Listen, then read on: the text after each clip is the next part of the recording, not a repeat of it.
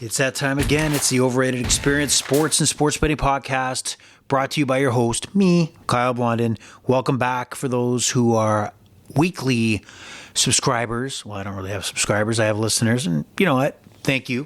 For those who are new, this is a sports betting podcast from a square perspective. What do you mean by square? Square meaning the guy who's just like you, trying to make it in the sports gambling world. I also touch upon many sports, news, topics, betting related, non-betting related. We talk everything sports here. Today, on today's episode, we're going to focus on, you didn't think this was coming, I'm going to try some Formula One as the season kicks off this weekend in Bahrain. I hope I said that right. And we're going to talk about some NHL news, NHL betting, EPL soccer. I was going to try German soccer and Bundesliga and give a pick, but something peculiar came up. I'll share with you what that is. MLS, a few plays there, and really just make sure I got a pulse. I got a pulse, but I'm give you a weekly episode to keep on top of where my head's at in the sports gaming world. So welcome back. You can follow us on Twitter, aka X, at EXPR. Man, I'm really struggling. This is what happens. I'm going to cut it down to one podcast a week. Overrated. So that's Overrated EXPER2. That's Overrated EXPER2. And that is to follow us on Twitter. Follow us on Instagram and Facebook at Overrated Experience. And I need a sip of my coffee here just to keep my mind going where it needs to go. I got a bet going on with the Seattle Kraken hosting the Pittsburgh Penguins. I need a 5.5. I'm looking back at the TV. I can't tell if Seattle scored. No, they did not. Still 1-0. Not good for me in my over-under. Earlier tonight, I had a couple of NHL games. And I've said this before. The NHL is entertaining. You get lucky. But it's very, very hard to predict on the betting landscape. So today, got a little lucky. Couple parlays. Took the Toronto Maple Leafs and Arizona Coyotes to go over 5.5. Took an alternate total. With the Boston Bruin Vegas Golden Knights to go over 4.5 combined with that. That went over. As the Leaf game was at 1-0 at the end of one, it took an in-game alive and play.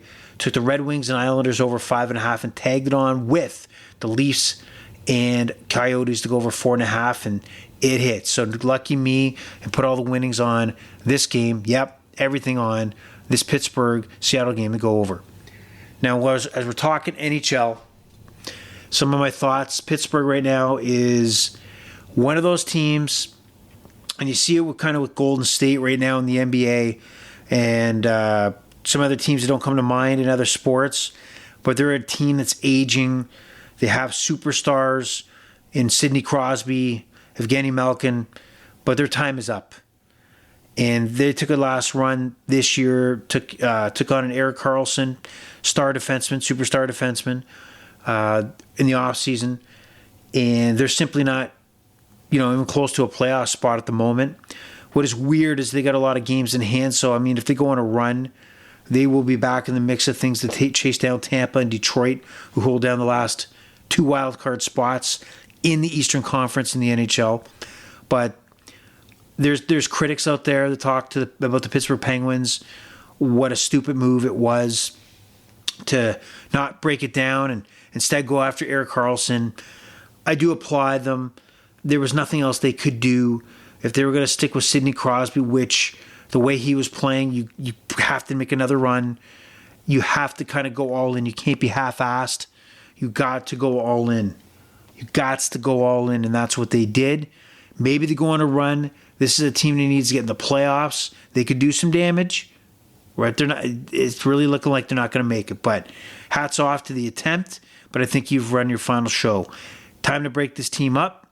Offer Sid opportunity to go somewhere else if for some reason they can't make a run and make the playoffs this year. That's the Pittsburgh Penguins. But what team we want to talk about here is the team in this city, the Toronto Maple Leafs. And what's the lay of the land with this Leaf team? And I'm thinking about maybe breaking off and doing a separate show dedicated to check in with the Leafs and bring on a few guests as we're approaching playoff time. The Leafs sit third in the Atlantic Division. Right now, if the season ended today, their first round matchup would be to take on the hated Boston Bruins. Now, Boston is tied at 1 point behind Florida. The Panthers lead the Atlantic Division. Actually, they are tied in points, but Florida has a game in hand, so they do lead the Atlantic Division. Two teams the Leafs would have significant trouble with, the Boston Bruins and the Florida Panthers. It looks like they most likely will come down to playing one of these teams in the first round. And this is where the fool's goal comes in on a regular season where you got Austin Matthews, can't stop scoring goals, which is, a great accomplishment. No question about that. He's on pace for 74 goals, got another one tonight. But we are how many years into this? 8 years now into the Austin Matthews, Mitch Marner, William Nylander era. Add in Johnny T, the captain. And we're still waiting on a playoff run that's up to the level that we're expecting in this city.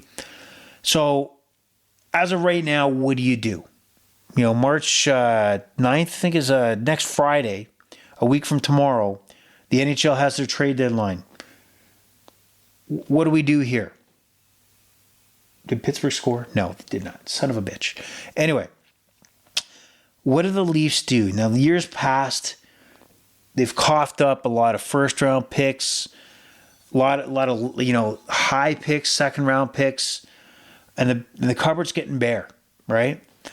So what this team needs, if they're going to make a significant trade at the deadline, is they could absolutely use a stud goalie instead of a three-man tandem, which they got right now with Samsonov, Wall, and Martin, which I don't know how that's going to turn out, but you got to ride the hot hand, whatever that is. If they can get a Markstrom from Calgary, fine. Sniff it out. Find out if that's a doable offer. You need a stud defenseman, no question about it. Are they available? I don't know who's available. Tanev from Calgary just went to Dallas yesterday. He's not your stud defenseman. He's more of your mid-tier defenseman. So I'm kind of glad they didn't give up anything to get, Chris Tanev. But the Leafs right now, I think, are in a position where unless you are going to go all in on a key difference maker that is available, and maybe that person and that player we don't know yet, unless it's a significant piece, you have to stay pat. You cannot trade any more first-round draft picks unless we're talking about an elite 1-2 pairing on your decor, or you're talking about a goaltender that can stand on his head and do a Bobrovsky and get you on a run heading to the playoffs. You got to commit to that, because right now, if you can't get that stud, you better keep your hands off those first-round draft picks. We don't need a Nick Foligno. You got to then decide that you're going into the playoffs with this team. And what they've lacked is when the chips are down, when it counts the most, when you need them to come through, is their top guys, the Marners and the Austin Matthews of the world, disappear. Okay? Their power play, which should be lethal, disappears. So you got to make a run with the team you have now. You're hoping your tandem, one of those guys stands in their head and net. You got to hope a depth guy comes through and has a magical run where you maybe, oh yeah, that guy made the run in the 2024 playoffs and never heard him again. Maybe that's Bobby McMahon. Maybe that's the guy who's going to spark offense for the Leafs. Because the only way the Leafs are winning is outscoring teams. Simple as that. Simple as that. So the Leafs are in a conundrum. Do not touch your first round picks remaining unless you are going to find a stud, a franchise-esque type of difference maker. Do not bring in a half miler. We don't need it, and it's time to look in a different direction. All in on something that's worth it, or not in at all. So we'll see what happens. Interesting tonight with Giordano, defenseman for the Leafs, injured in this game tonight against Arizona, which the Leafs won 4-2, by the way. They put Mitch Marner on the back end, and I thought that was an interesting play. Put him on the back end. He's with Matthews and Nylander, Nyes. And I like to see them run with that a little bit. I like to see them test this out leading into the playoffs and being able to pull that trigger any point you want to shake things up by throwing a guy like Mitch Marner on the back end. Yes, you do risk on the defensive side of things. You might get lit up, but the hope is that you do the lighting up, not getting the lit up. So I like it. Don't go away from it. That kind of different mentality of way of thinking may be the difference between a first round exit and maybe a conference championship run. Honestly, the bar here is Stanley Cup, at least final, or none, or it's a failure. We've been down this road way too many times. So that's the Leaf outlook right now. Trade deadline coming up. Big win tonight. But it's all about April and the playoffs. And that's what we got there. Now, going into the weekend, the challenge is when you look at the NBA, you look at the NHL, and you're doing a podcast on a Thursday night, the lines are limited to usually Friday. And then Saturday, you're taking a guess what those lines will be.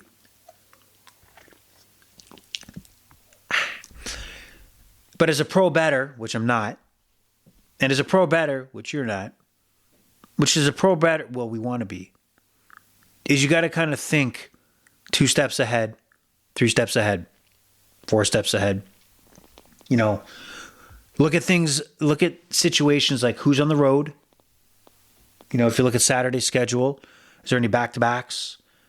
Any injuries that have popped up tonight that may be on the lookout going into the weekend?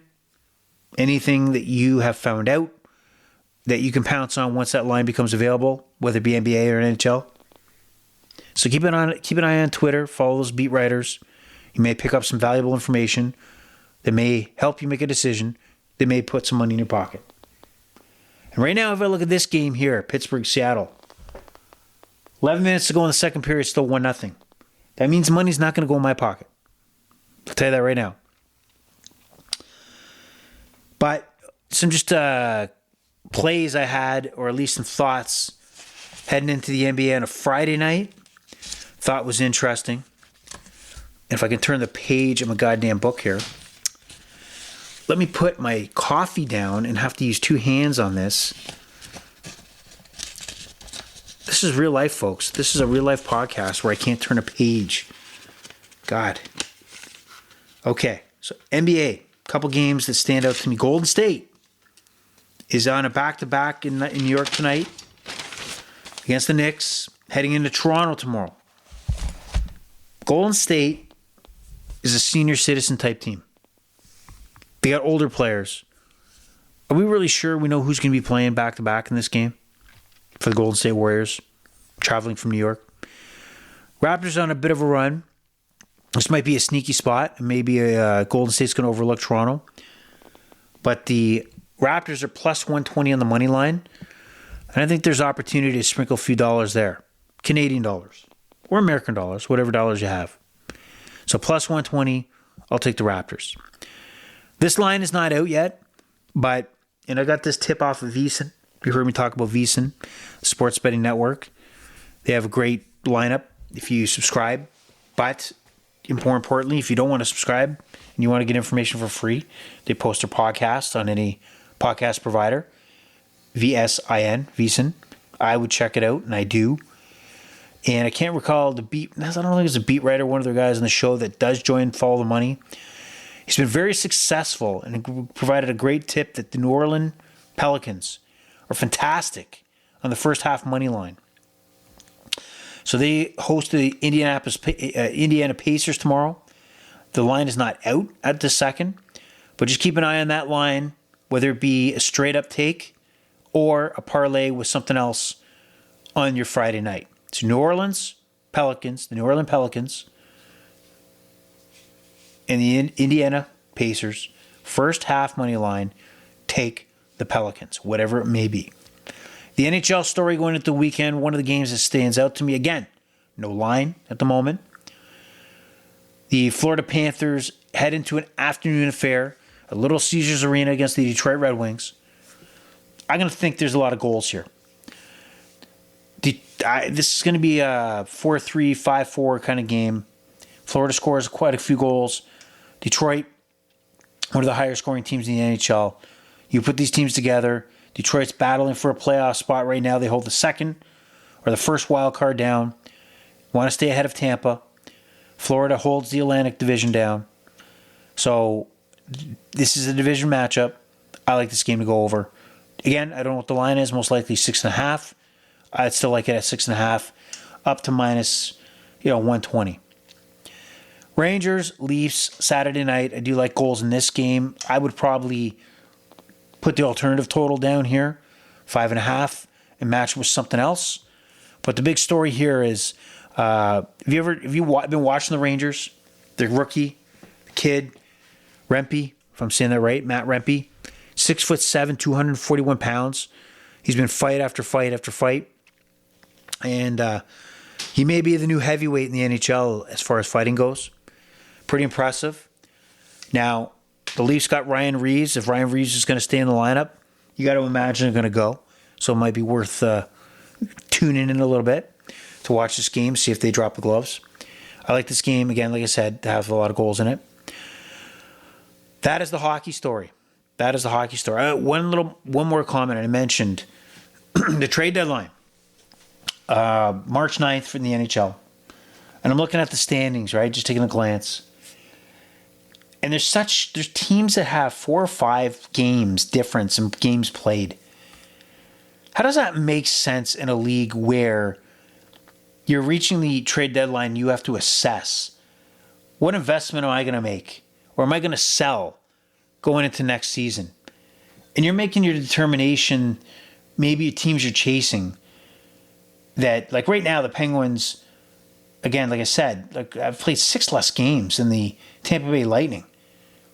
That gap may close slightly heading into next Friday. But that gap's way too much. Way too much when it comes to, being on a level playing field to make key decisions at right times.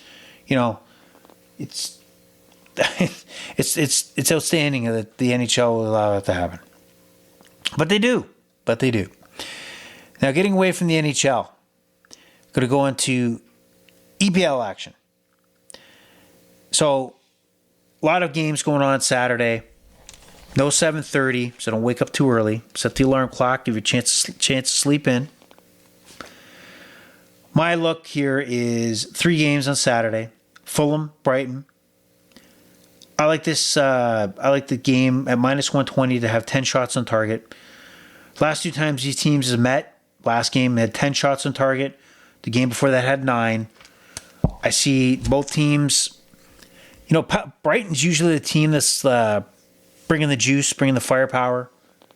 Right now it's Fulham. Fulham's really putting goals on the board. Big win over Man U last weekend. Didn't see that coming because Man U was on a run, but they did. So minus 120, take the 10 shots on target. Now you also have Newcastle and Wolverhampton.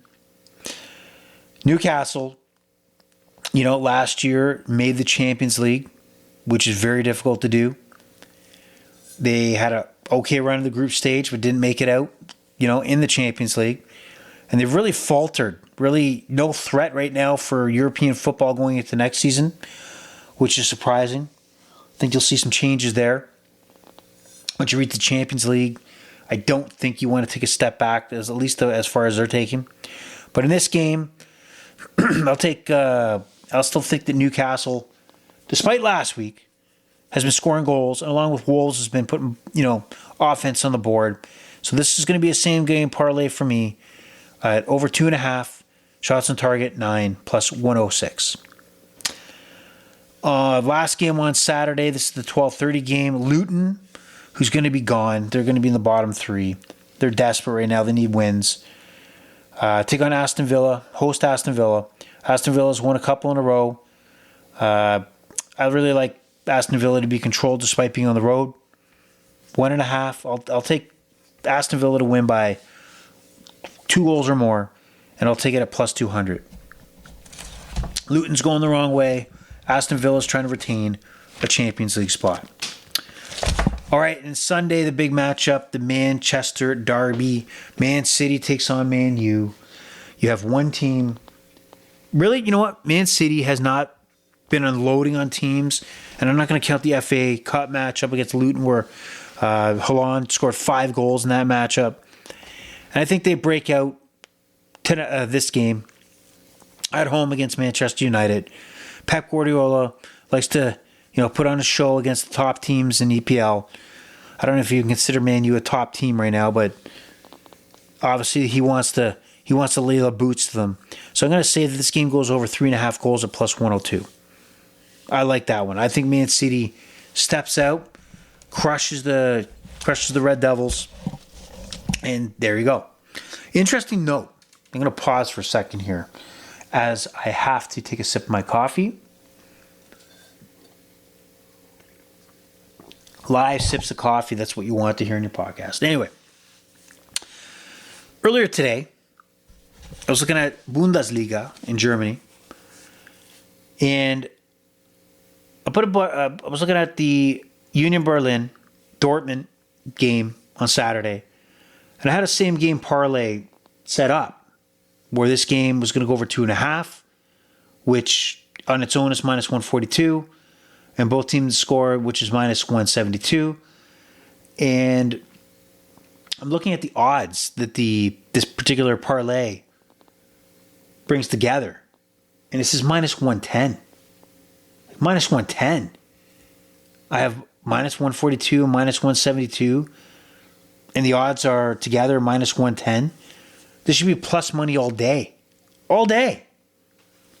What the hell's going on? So I run it through. I go to the Action Network, and they have an odds calculator. So you can simulate putting through, let's say, a parlay to see what you would win. So when I put the minus 142 and the minus 172 into their parlay calculator, the odds should be more like plus 170. So if I spend $100, I should have a profit of 169. So what's going on here? And this reminded me. Now, if you listen to Joe Rogan, I know some of you do, some of you don't, but Billy Walters was on last week. And if you don't know Billy Walters, you really should. He's got a book out right now. He's considered probably one of the best, greatest sports gamblers of our generation, our time. And he made a comment that going through this experience reminded me of what I heard from the show. So part of the reason he says he wrote his book was to bring to light, the gaming industry, and also to promote the fact that, players that are new to this sports gambling world, watch out as these bigger books take advantage of the player that doesn't know any better. Like the same game parlay, which is hugely popular, very popular. The odds that are provided are not even to the level if you put these games in a regular parlay. In the book accepted these parlays, and this is an example. So watch out.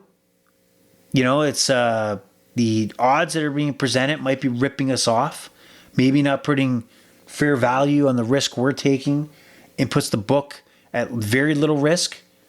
That's the idea. They are in a position where they want to limit their risk to lose. So keep in mind that they're not. That's the goal, right? It's not necessary to play fair. They got the ability to set their own odds, and we got to be smart about it and shop around. Simple as that. Or stay away. And I can't take that same game parlay if it's supposed to be plus 170 and they're giving it to me a minus 110. The odds are against me, but there's zero risk for FanDuel on that play. unacceptable. I can't do that. Now, one MLS play I got, it's just a parlay. MLS kicked off last week, and if you didn't see, last Sunday, Messi in his second game of the season scored the tying goal late against LA Galaxy, which was amazing. Like, Messi's a rock star out there, of course. But this weekend, I do like San Jose, LA Galaxy over 2.5. LA Galaxy scored 1 goal. They did get stopped on a penalty kick. They had a lot of chances. They couldn't convert. They did convert 1. Inter Miami and Orlando over 1.5 goals. So that's minus 120 together. So that's a parlay. I do believe that Inter Miami is all offense. They don't have the youth to get back on D to kind of defend a team in transition. So there's got to be at least 2 goals here. One badly given up by Inter Miami and one that Messi gets involved in, if not more. So that's my MLS play. Now here we go. Here's my dipping my toes into the Formula 1 world that I have zero clue about. And maybe you don't either. And that's okay. Because we're going to kick it off because the season kicks off this Sunday in Bahrain. All right? And what you may need to know about Formula 1. So, right now, there are 20 cars in this race. There are 10 teams. Yes, teams in Formula 1. And each of these teams has 2 cars in the race. So you have teams like Ferrari, Aston Martin, Red Bull, and others. And through right now, they've already started their practicing stage. And tomorrow morning, and I'm going by Eastern Standard Time when I'm saying these times, there's one more practice round until they get to the qualifying stage. So basically, they compete to see who is going to start first, second, third, blah, blah, blah, as of Sunday. Get pole position. And right now, they'll start that tomorrow afternoon and then go into Sunday. And how this works is there's various different bets. A lot of bets you can make on Formula 1, which could be interesting. I'm going to try it out when Sunday hits and see what happens with this whole betting on Formula 1 action. So I'm just going to bring it back up on my sports book. So I'm FanDuel. You look under Motor Racing. Formula 1, I'm not so interested in NASCAR or Indy. So you have your who wins the race overall. So Max Verstappen. And I'm going to butcher this. This guy's the best driver in the world. And I'm screwing up the name. So that tells you I'm out of the loop on Formula 1. But he's at minus 280 to win the race. Well, Lewis Hamilton, which is more, to me, a recognizable name, he's plus 850. So look, like that's a huge gap on who's going to win this race. So if you like value, there's a lot there. And if you look even at the season totals, there's like 20 plus races, and this is just race 1. Max Verstappen, who drives for Red Bull, he's minus 600 to win the points total this season. And Lewis Hamilton, number 2, at plus 1,000. So we got a heavy, heavy favorite here to outright win the Formula 1 season heading into this. He won the last 3, so it's not a surprise. How the points work, there's points for the top 10 finishers, 25 for the winner, and there's less and less points until you get to 10, where the 10th place finish gets 1 point. And there's actually a point given for the person who had the fastest lap, as long as they finished in the top 10. So very important. And then teams are provided points. Like I said, Red Bull, Aston Martin, Mercedes, things like that. They're provided points, and they also have a team championship at the end of the season. Podium finish, so 1, 2, 3. Verstappen, again, minus 450 to make the podium. And for some reason, Lewis Hamilton, this is where I'll maybe understand as the season goes on. So to win the race, Lewis Hamilton is number 2, the second odds-on favorite to win the race. But the podium finish, he is number 4. I mean, to finish, he's second favorite to finish number one, but he's fourth. Like he's not even projected to hit the podium from a betting standpoint. I don't understand that, but that's what I've seen here on FanDuel. You have Max Verstappen, obviously number one, Charles Leclerc, Sergio Perez ahead of him to hit the 1, 2, 3 spots after this race, which is weird. And another one that's odd to me as well. So points finish.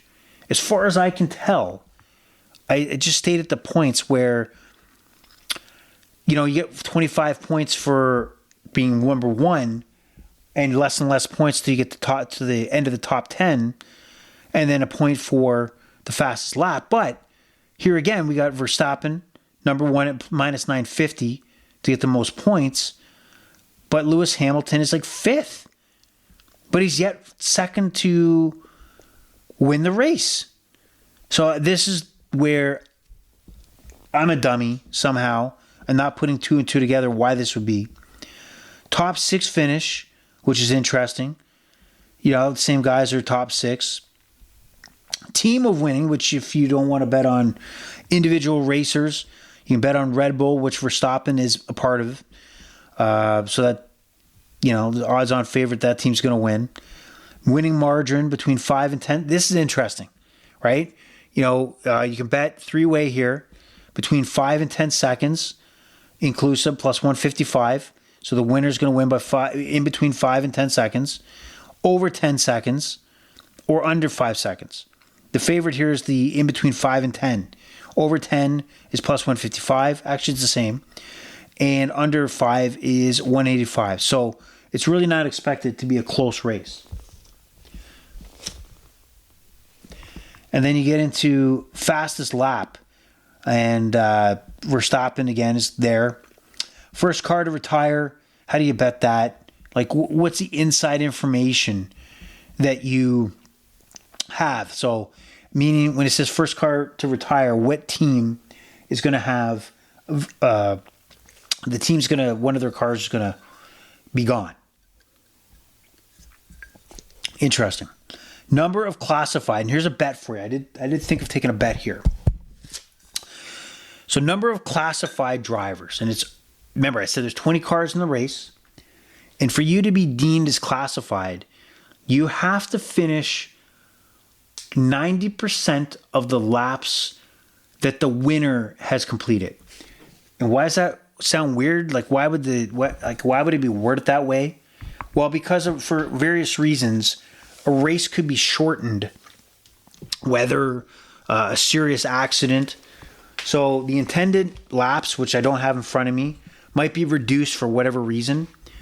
So there's a chance that if the race is shortened, but I as a driver still finish with enough laps that equal 90% or more of what the leader finished with, then I'm considered classified.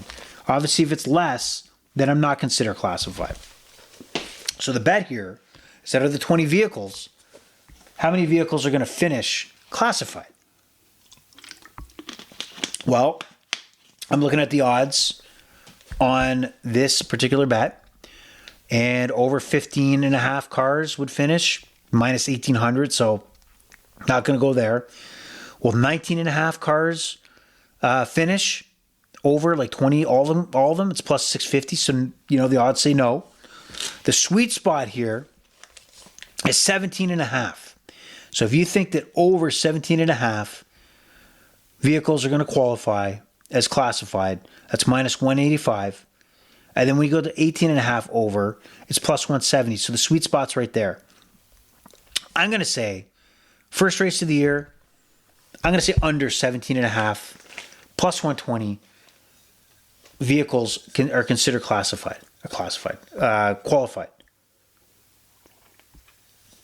So I'm going to take a shot at that. That looks interesting. Don't know what the hell I'm doing, but it's interesting. Another interesting wager, and you get Max Verstappen at plus 270, would be if he wins the race, he's the fastest qualifier, and he has the fastest lap in the race. So it's a 3-in-1. That's why they call it the hat trick. So the win would obviously be the race. The qualifying, there's stages of qualifying on the day before the event. So that's what he would be if he's in the pole position. That would be considered the win and the fastest lap. So that's up to you if you want to take that. And then you can pick the individual drivers that will be classified. And nobody's at a plus money on that one. So everybody's expected to make it through the race, but who knows? That's a crapshoot. Overall qualification winner. So I'm going to expect that Max Verstappen, he has the pole position, the number one pole position. I'll take him at minus 105. No problem. Qualifying winning car, and that's where you get into the team. Fastest qualifying / race winner. Again, Max Verstappen plus 110 to be the fastest qualifier and win the race. I'll take that. And fastest in practice, which I'm not going to touch that. Like, I don't know the motivations of the drivers for a practice. Practice? We're going to talk about practice? You got to know what that quote's from. Well, anyway, that's going to be me diving into the Bahrain, first race of the season, 10 a.m. Eastern Standard Time here on TSN. I even downloaded the Formula One app so I can you can follow along and figure out what's going on, and keep up with the schedule. Let's see maybe this is my niche. Maybe this will become a Formula One podcast. We'll see. I don't think so, but you just never know. But anyway, pleasure's all been yours. The Overrated Experience, sports and sports betting podcast is over and out. Bye-bye.